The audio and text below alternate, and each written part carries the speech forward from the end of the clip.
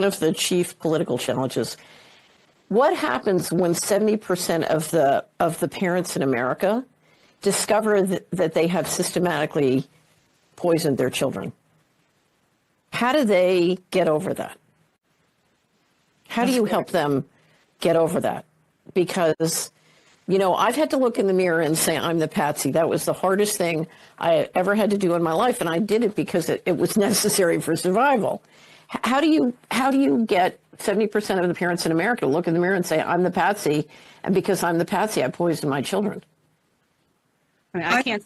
Oh, go ahead. No, I mean, I don't know. It's a very difficult question to answer, but I always speak to a lot of parents, and we all feel terrible. And everyone says, it's not your fault. Don't feel guilty. Well, we are going to feel guilty. We're the parents. We're in charge of our children, and that's the way it is. But most of us do what I'm doing now, or whatever it is that everyone's doing, to try and fight back and for justice. The first thing we want is please acknowledge that this happened to my child. So that's the first thing we're dealing with. No one's acknowledging it. Once it is, I say this to parents all the time, we were lied to.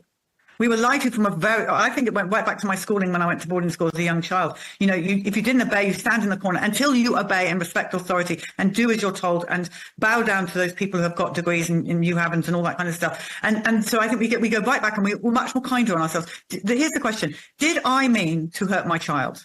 No. I meant to do good for my child, but I was lied to. So therefore, I'm taking that guilt, I'm throwing it away, and I'm putting my life into helping other people understand that they're being lied to. So I think all of those young parents, they need people to talk to them and say, you are not alone. It happened to us as well. It's a terrible thing that happened. We love our children. Now let's improve their quality of life and help others not go down that same path that we went down. Otherwise, what are you going to do? Put a bullet to your head? I don't understand. I agree, Polly. I just think it's very... I think it's going to be very hard for the parents as they start to face these things. I think it's going to be hard, actually, also for the doctors who are so ignorant that they don't realize how many people they killed and maimed. Can you imagine being one of those? I'd rather be a parent. I don't think they're ignorant. I think they've profited. Oh, they have. If you look at Paul Thomas's study and how much money they've made from vaccines, I think you're talking about people, who they're not just stupid, they're not just brainwashed. They are financially complicit in murder.